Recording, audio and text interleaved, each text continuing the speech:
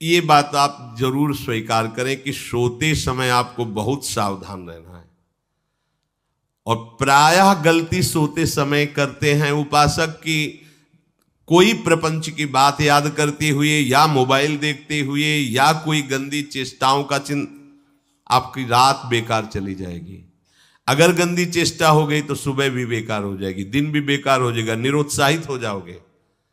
सोते समय आपको समय नहीं देना व्यर्थ चिंतन का। उसी समय विषय चिंतन होता है, उसी समय विषय भोग की आकांक्षा जागृत होती, उसी समय विषय देखने की इच्छा होती। मोबाइल है तो जिस समय आप अपनी शैया पर जाएं स्विच ऑफ कर दें। उसमें मैसेज घंटी आने का कोई भी रास्ता मत रखें। मान लीजिए आप उपासक हैं भगवत प्राप्ति के, 30-35 वर्ष ये नहीं था तो सब मर नहीं गए थे। और बोले इमरजेंसी, जब इसकी 30-35 वर्ष से पहले इसकी कोई रचना नहीं थी, मुझे लगता है, क्योंकि 30-35 वर्ष में ही इसका विस्तार देखा है। नहीं तो कभी किसी के पास मोबाइल नहीं। कोई बड़े अधिकारी तो इतना बड़ा वो, इतना बड़ा वाला वो ऐसे रखते थे। नहीं तो मोबाइल तो हमें लगता है 30-35 वर्ष। तो फिर इमरजेंसी कैसे चलती थी? कैसे चलती थी इमरजेंसी? और आप ब्रह्मा हो क्या कि इमरजेंसी संभाल लोगे? स्विच ऑफ करो। जो सब इमरजेंसी संभालने के लिए तैयार, रात दिन न सोता है, वो हर समय जागृत रहता है, वो हमारा आराध्य देव है। स्विच ऑफ करो, चिंतन लगाओ श्री जी का। ये जो रात्रि के शयन के समय मोबाइल में इधर उधर दृश्य देखने हैं, अपने सर्वनाश का बीज बोना है। मान लो, हमारी प्रार्थना मान लो, ये उस समय मन आपको परेशान करेगा जब कमरे की सिटकिनी अंदर से बंद होगी। सबसे प्रार्थना है रात्रि के शयन के समय। तो बोले फिर ठीक है 10 बजे तक देख लेंगे मोबाइल, इसके बाद शयन के समय भजन कर लेंगे। होगा ही नहीं। क्या तुम देखना चाहते हो? प्रिया प्रीतम के सिवा और कुछ क्या देखना चाहते हो? वो तो सुभग सुंदरी सहज सिंगार, सहज शोभा सर्वांग प्रति सहज रूप वृषभानुनंदिनी। हमारी स्वामिनी जी की सुंदरता छुपाने के लिए आभूषण पहनाए जाते हैं, औरों को तो आभूषण सुंदरता बढ़ाने के लिए। यहां छवि के छिपाए बे को ऐसे के दास होके क्या देखोगे मोबाइल में? क्या देखना चाहते हो? वासना की क्रीड़ा, और तुम उस क्रीड़ा को देखना चाहते हो? परमार्थ के पथिक हो। देखना है तो प्रभु को देखने की वृत्ति रखो, अन्यथा मूंद लो आंखें। प्यारे, महान फल प्राप्त करोगे। सबसे प्रार्थना है एकांत में मोबाइल रूपी दुश्मन से बचो। क्योंकि जब आप गंदी बात कहीं देखोगे तो आपके अंदर वैसे ही चिंतन बनेगा, वो ऐसे ही लगेगा मैं भी ऐसा करूं, मैं भी ऐसा भोगूं, मैं भी ऐसा देखूं। मान लीजिए आप, जब हमारे शास्त्र कहते हैं कि पशु पक्षियों के मैथुन को भी नहीं देखना है, अगर ऐसा एक बार दृष्टि पड़े तो मानसिक प्रणाम करके दोबारा दृष्टि ना देना। और आप मोबाइल में ऐसी चेष्टाएं देखोगे, कैसे आप भगवत भजन करोगे? कैसे भगवत प्राप्ति का उद्देश्य रख पाओगे? ये कलयुग की बहुत महीन चाल है कि उसके बिना काम नहीं चलेगा और हम तुम्हें काम से युक्त कर देंगे। इसके बिना काम चलेगा नहीं, तुमको रखना पड़ेगा। और जब तुम इसे रखोगे तो हम काम अपना कर लेंगे। कलयुग ने कहा हम अपनी व्यवस्था बना लेंगे। यहां कह रहे जब आप नींद में जा रहे हैं तो बिल्कुल मानो मृत्यु शैया पे जा रहे हैं। आपको उस समय नाम जप में बहुत ध्यान देना है, कहीं मन बहक ना जाए। तो क्या होगा, 5-6 घंटे जो आप लेटोगे ना, वो भी भजन हो जाएगा। हमारा जो सततम योमाम स्मरति नित्यशा है ना, ये पूरा हो जाएगा। नहीं, उस समय हम सो जाएंगे तो हमारा 6 घंटे का वियोग हो गया, 6 घंटे भजन रुक जाएगा। और ये 100% पक्की बात अनुभव की कहते हैं, यदि सोते हुए भजन करोगे तो जगते। कई बार तो पकड़ा है कि अगर आधे पद में बेशुद्ध हो गए तो वो पद पूरा जगते ही शुरू हो गया है। मतलब बीच में स्थिति भागवती की रही। जैसे बेहोश करते समय हमने कहा था जब ऑपरेशन के हमें बता देना, तो उनका बाबा अब इंजेक्शन लगाने वाले हैं तो वो 1 मिनट हमें केवल दीजिए, अपनी चित्तवृत्ति। तो जब होश आया तो वही पहले चिंतन चल रहा था, वही चिंतन। जैसे सोने के समय बेहोश हुए तो जगने के समय वही चिंतन, ऐसे ही इंजेक्शन से जब बेहोश हुए और जब होश आया तो वही चिंतन चल। बहुत बड़ा चमत्कार अभ्यास का है। नींद खुले तब से लेकर गाढ़ नींद आने तक स्मरण में कभी रुकना नहीं। और आपको एक छूट दे रहे हैं। कभी कभी क्या होता है कि एक मंत्र में, एक नाम में जैसे बहुत देर अभ्यास करते हैं तो मन उबने लगता है। इसका स्वभाव है, ये अनुभव की बातें कहते हैं। इसका स्वभाव है नवम नवम, नहीं तो ये मतलब, तो इसको हम लोगों ने कैसे फंसाया है। जैसे गुरु मंत्र जप रहे, अब 2-3 घंटे लगातार गुरु मंत्र जप, अब इसको उबन बढ़ी, अब ये छोड़ रहा है, बीच बीच में पता चलता है छोड़ना चाहता है, छोड़ रहा है, तुरंत इसको नाम में फंसाया। अब थोड़ी देर नाम में चला, फिर उब रहा है, बहुत विचित्र है ये, अब उसको फंसा दिया। और पीछे की बात अभ्यास के समय, नमामि शमीशान निर्वाण रूपम विभुम व्यापकम ब्रह्मवेद स्वरूपम। चिंतन, पदगान करे, ये भगवान शिव पदगान कर रहे हैं और उसका चिंतन, निर्वाण रूपम विभुम व्यापकम ब्रह्मवेद स्वरूपम।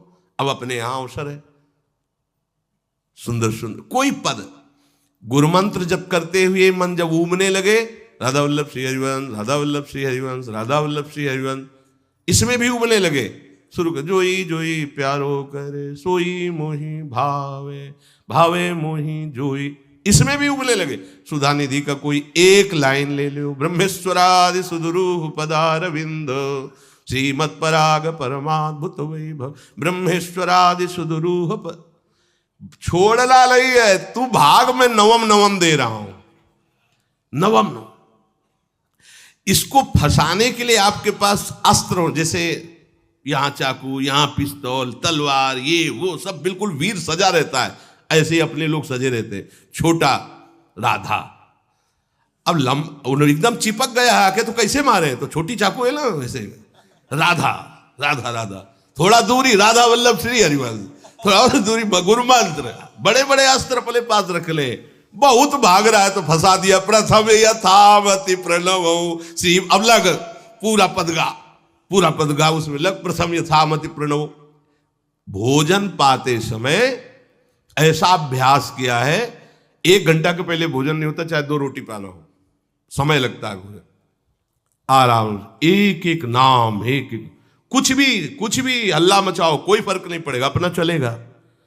अभ्यास स्नान के समय, भोजन के समय, किसी क्रिया के करते समय, किसी से बात करते समय, सोते समय, ये विशेष स्थान जहां में सावधान रहना है। यहां भजन छूटता है, ध्यान देना, यही भजन छूटता है। चलते समय, क्रियावान होते समय, प्रसाद पाते समय या किसी से बतराते समय, ये सब भजन के छूटने के स्थान है और यहीं पकड़ना है भजन को। जब आपको बिल्कुल न लगे तो मानसिक सब बंद कर दो और गुनगुनाने लगो, जो धुनी आपको अच्छी लगे उसी में नाम, कोई नाम लेके, संसार का चिंतन न होने पावे, चाहे जो कुछ तुम जहां तुम्हारा मन आवे, गंगावरी गोदावरी, कुछ भी, भागवतिक चिंतन के सिवा संसार के चिंतन न होने पाए। पहले ऐसे अनन्य बनो, फिर बाद में अनन्यता आती, रसना कटो जो अनरट। हाँ भी विषय चिंतन कर रहे हैं, प्रपंच कर रहे हैं, बोले रसना कटो जो अनरटो, और नहीं बोल सकते, प्रपंच बोलेंगे बस, रसना कटो, ये शब्द वहां नहीं आते। पहले हम आपको छूट देते, भक्त चरित्र, भगवान की चरित्र, नाम, कीर्तन, मंत्र, जो भी चाहो, संसार का चिंतन मत होने देना, पहले ये पकड़ो, फिर आगे चल करके जब पवित्र हृदय होगा तब ये निष्ठा आती, रसना कटो जो अन रटो, निरखियन फुटो नयन। मान लो संसार का चिंतन नहीं करने देना है इसको, आप जैसे बने वैसे करो भागवतिक चिंतन, कोई नाम ले लो, कोई मंत्र ले लो, तुम्हें जो प्रिय लगे, हम छूट देते हैं। ये नहीं करे कि रसना कटो जो अन रटो, ये बाद की बात है, हमें पहले इसका संसार चिंतन रोकना है। कैसे छूटेगा, कैसे छूटेगा, हमें यह पकड़ना है, नहीं तो निष्ठा की बात। जो हरि नाम जगत त्रिशिरोमणि वंश बिना कब हूं, हरिवंश बोलेंगे नहीं, हरि बोलना नहीं है, हरि बोलना नहीं, क्योंकि जो हरिनाम जगत त्रिशिरोमणि वंश बिना, हरिवंश बोलना नहीं है क्योंकि प्रपंच में रति। तो क्या करो, जो तुम्हें प्रिय लगे पहले उसे पकड़ो। ये हम अंदर की बात करें, प्रवचन की बात नहीं कह रहे। मन को फंसाना है हमें। राम कृष्ण हरि जहां लगे इसको लगा, पहले इसको फंसाओ, संसार का चिंतन न होने दे। गीता भागवत भक्त चरित्र कुछ भी कहीं भी इसे फंसाओ, पहले संसार का चिंतन न होने दो, फिर लाओ इसको घुमा के निकुंज वाटिका में, फिर तो भागेगा ही नहीं, फिर नहीं भागेगा। अब सीधे निकुंज वाटिका में किसी महाभाग्यशाली गुरु आश्रित का लगेगा, अन्यथा बहुत प्रपंची मन है। आप आश्रय इधर का लोगे, प्रपंच का चिंतन करोगे, बात बनेगी नहीं। चिंतन छोड़ना है हमें, जैसे बने तैसे संसार का चिंतन छूट जाए तो हम विजय को प्राप्त होंगे। ध्यान दीजिए, इस परमात्म तत्व को वही प्राप्त कर पाता है जिसका राग बीत गया है, खत्म हो गया है, वैराग्यवान।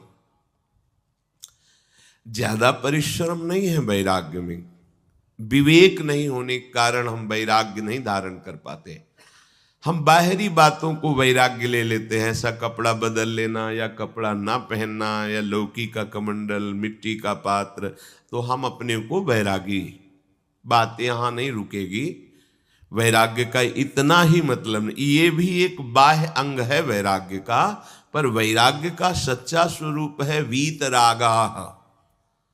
कहीं कुछ भी अच्छा नहीं लग रहा, कोई भी सुख आकर्षित नहीं कर रहा, लोक लोकांतर की प्रतिष्ठा, मान, सुख, ऐश्वर्य, व्यक्ति, कुछ अच्छा नहीं, राग खत्म हो गया। ऐसा उस अक्षर ब्रह्म को, अविनाशी तत्व को जान पाता है। जगते भयो फिरे बैरागी। जैसी हरिवंश प्रपंच बंच सब ये काल ब्याल को खायो। हालत यह है कि जैसे सांप ने मेढक को पकड़ रखा और मेढक सामने पतिंगा को, कीड़े को पकड़ना चाहता है, उसे यह पता नहीं कि मैं खुद किसी का कवल बन चुका हूं, वो एक झटके में मुझे अपने पेट में ले जाएगा। ऐसे ही हम सब हैं, काल के द्वारा ग्रसित है। काल ने हमें पकड़ रखा है, पर हम भोग भोगना चाहते हैं। हम नाना प्रकार की मान प्रतिष्ठा पाना चाहिए, ये पता नहीं एक झटके में हमारा अस्तित्व ही खत्म हो जाएगा। जिनके अंतःकरण में किसी भी व्यक्ति, वस्तु, स्थान, पद, प्रतिष्ठा का राग ही नहीं रह गया है, उसे कहते हैं वैराग्यवान। वीतरागाः, राग ही नहीं है। जिनका अंतःकरण निष्पाप निर्मल हो चुका है, जिनके हृदय में केवल भगवत प्राप्ति की उत्कट लालसा जागृत हो गई है, ऐसा साधन संपन्न उपासक परमात्म तत्व में प्रवेश पाता है। अध्यात्म मार्ग की ऊंचाई पर वो स्थित हो जाता है। यदि छंतु ब्रह्मचर्यम चरंती, जिनकी इच्छा एकमात्र भगवत प्राप्ति की है, यदि छंतो, तो उनको क्या करना होगा? ब्रह्मचर्यम चरंती, ब्रह्मचर्य का पालन करना होगा। प्रत्येक इंद्रियों का निर्विषय हो जाना वास्तविक ब्रह्मचर्य है। केवल जनेंद्रिय से ही ब्रह्मचर्य को नहीं लेते। हमारी प्रत्येक इंद्रिय भोगों से रहित होकर भगवत अनुराग में, नेत्र प्रभु को देखना चाहते हैं, त्वगेंद्री प्रभु को स्पर्श करना चाहती है, घ्राणेंद्री प्रभु के श्री अंग की गंध पाना चाहती है, श्रवणेंद्री प्रभु के वचन सुनना चाहती है। एक एक इंद्रिय अपने प्रभु में लग गई, अंतर्मुख हो गई, बाहर विषयों का त्याग हो गया। इसे ब्रह्मचर्य कहते हैं। पर प्रारंभिक ब्रह्मचर्य में जनेंद्रिय का ब्रह्मचर्य अत्यंत आवश्यक है। यदि जनेंद्रिय जन्य व्यभिचार दोष से युक्त है तो कदापि उसे भगवत प्राप्ति नहीं हो सकती। शुभ गति व्यभिचारी शुभ गति चाहे असंभव। और भगवत मार्ग में सबसे बड़ा दुश्मन यही व्यभिचार दोष है, काम। इसी से हमारा हृदय मलिन होता रहता है, अंधा बटे और पड़ा चबाए वाली दशा रहती। कहते हमें 50 वर्ष हो गए। अरे 50 जन्म हो जाए तुम व्यभिचार करो, गंदी बातें करो, गंदे चिंतन करो, सो समय व्यतीत कर, अनंत जन्म व्यतीत हो गए, भगवत प्राप्ति हुई क्या? 50 वर्ष से भगवत प्राप्ति हो जाएगी क्या? 5 मिनट काफी है भगवत प्राप्ति में, एक बार नाम काफी है। वो स्थिति तो लाओ। बार बार बहिर्मुख वृत्तियों के द्वारा विषयों में सुख बुद्धि कर लेने से हमारा सारा का सारा अध्यात्म चिंतन बदलता रहता है, इसलिए लाभ नहीं मिल पाता, एक रस चिंतन नहीं रह पाता। बार बार विक्षेपी विषय करते रहते हो, हम सहते रहते हैं और भोगते रहते हैं। एक बार तो हिम्मत करके उठो, अब लो नशानी अब ना नशई हो, एक बार तो दृढ़ बनो। बस मन के अनुकूल चलने की बात को तुम्हें रोकना होगा, तभी तुम्हारे अंदर यदि क्षण तो ऐसी इच्छा जागृत होगी। पक्का पक्का ऐसा ही है, जब हम किसी विषय के वेग को सहते हैं, विषय नहीं भोगते हैं, तो मन बहुत जलाता है। उस जलन में फिर एक ही बात होती है, बस भगवत प्राप्ति हो जाए, झंझट खत्म हो जाए। कब तक हम इसमें चलेंगे? एक बार भगवत, वो जलन हमको भगवत प्राप्ति की इच्छा प्रकट करती है। अपने लोग क्या करते हैं, जलन को मिटाने की कोशिश करने लगते हैं, तो भगवत प्राप्ति की इच्छा क्या, भोग प्राप्ति की तृष्णा जागृत हो जाती है। भोगे हुए भोगों को बार बार भोगने की इच्छा का नाम तृष्णा है। बाहर और भीतर से कोई सहयोगी नहीं, जल रहा है उपासक, तब रास्ता निकलता है भगवत प्राप्ति का, तब इच्छा प्रकट होती। अब नहीं, बहुत जल लिया, अब तो केवल प्रियाजू के समीप जाना है, अब तो प्रभु के सानिध्य में रहना है, नहीं इन भोगों की जलन में जलना है। पर यहां तक पहुंचने के लिए जलना होगा, तभी लिखा सहित सहित बाढ़ है भगति तास्तितिक्षस्व भारत, क्योंकि आगमा पाइनो अनित्यास, ये नाशवान काम क्रोधादि तुम्हें प्रेरित करेंगे, तुम इनके वेगों को सह जाओ, ये स्थायी नहीं है। आगमा पाइनो है, आने जाने वाले हैं, और ये सहन करने से नष्ट होते हैं, भोगने से बढ़ते हैं। यदि क्षंतो, अगर भगवत प्राप्ति की इच्छा है तो ब्रह्मचर्यम चरंती, ब्रह्मचर्य का पालन करना ही होगा, इसमें कोई गुंजाइश नहीं, क्योंकि आप चल ही नहीं सकते। ध्यान से सुन लो, ये मनोरंजन का मार्ग नहीं है, इसमें मन ही मार तनहारिक वृंदावन में गाज, इसमें मन मारना होगा। प्रायः ये मन को दुलार करने वाले लोग कभी भाग्य से सत्संग में भी आ जाते हैं, कभी श्री विग्रह के दर्शन करने भी मंदिर पहुंच जाते हैं, कभी तीर्थ याटन भी करते हैं, पर इनका कोई लक्ष्य नहीं होता। आज सुन लिया सत्संग, बढ़िया है, लक्ष्य नहीं होता। यहां लक्ष्य वालों की बात हो रही। यदि क्षण तो, यदि तुम्हारी ऐसी इच्छा जागृत हो रही किसी जन्म में भगवत प्राप्ति करनी, तो ब्रह्मचर्यम चरंती, आप सच्ची मानिए, जिसके निकालने में तुमको सुख की अनुभूति हो रही, उसको रोकने में कितनी सुख की अनुभूति होगी।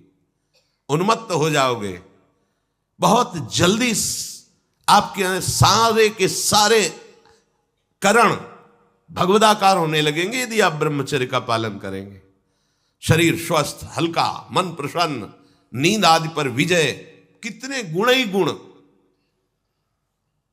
और ब्रह्मचर्यहीन आलस्य, प्रमाद, भोगों का चिंतन, मन का डिप्रेशन में पहुंचना, कमर में दर्द, टांगों में दर्द, सर में दर्द, घबराहट होना, बिना किसी कारण के मन भयभीत हो रहा है, भोजन अपच हो रहा है, बिना किसी प्रक्रिया के वीर नाश हो रहा है, बिना किसी प्रक्रिया के। काहे को मृत्यु स्वयं स्वीकार कर रहे हो, ये मृत्यु है। चाहे भगवान दत्तात्रेय जी बोल रहे हैं या भगवान कपिल देव जी बोल रहे हो, जब उपासक को संबोधन करते हैं भगवत प्राप्ति के लिए, तो कहते हैं कि इस भोग वृत्ति को साक्षात मृत्यु रूप देखो, ये मृत्यु है तुम्हारी। जब शरीर राग त्यागना है तो तुम शरीर से भोग भोगोगे तो आसक्ति शरीर की पुष्ट होगी, आसक्ति भोग सुख की पुष्ट होगी, है नहीं। कितने दिन शरीर रहेगा, कितने दिन भोग रहेंगे। विचारवान बनो, ब्रह्मचर्यम चरंती, ब्रह्मचर्य का पालन करो। उपासक जो ब्रह्मचारी होता है उसका खिला हुआ चेहरा रहता है, जैसे कमल खिला हुआ, बिना किसी कारण के उसकी मुख मुद्रा में प्रसन्नता होती है। जो ब्रह्मचर्यहीन होता है बुझा हुआ चेहरा होता है, तेजहीन, बिना किसी कारण के वो शोकग्रस्त लगता है। बैठा है, आपको लग रहा है शांत है, लेकिन आप चेहरे को देखो, वो एक शोकग्रस्त है, कुम्हलाया हुआ चेहरा, अशांत चेहरा। मुख प्रसन्न, तन तेज विराजा, यह है ब्रह्मचर्यम चरंती, भगवत आराधन संपन्न उपासक का। जैसे आग में पैर रखते हुए कोई चले तो कैसे चलेगा, ऐसे ही ब्रह्मचारी की पहचान है। इतनी स्फूर्ति उसके अंदर होती, जैसे आग में चलने वाला पूरा पैर नहीं रख पाएगा, अगला कदम रख देगा क्योंकि ताप लग रहा है, ऐसे उसकी स्फूर्ति होती पैरों में। उसकी आंखें एकाग्र रहती है, चंचलता इधर उधर या बार बार झपकना, यह विषयी पुरुष का लक्षण है। बार बार पलक झपकना, यह विषयी पुरुष का लक्षण है।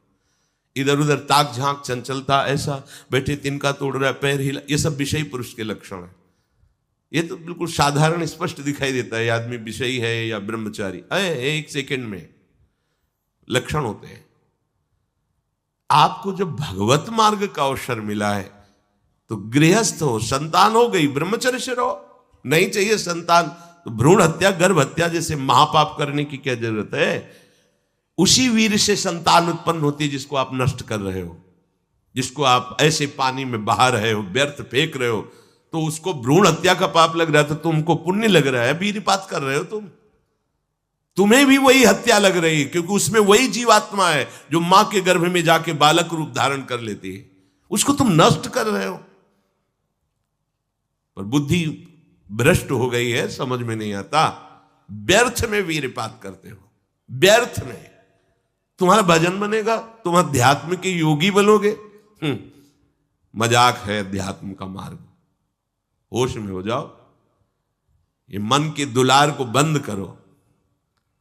जब तक इच्छा ही नहीं भगवत प्राप्ति की, तो फिर तुम कैसे भगवत प्राप्ति कर पाओगे। भगवत प्राप्ति की इच्छा कैसे होगी जब तुम्हारी इस तरह से निंदनीय वृत्तियां हैं। इंद्रियों को दुलार कर रहे हो, मन को दुलार कर रहे हो, भगवत प्राप्ति चाहते हो, आचरण नीच और चाहते हो उच्च पदवी। सावधान हो जाओ।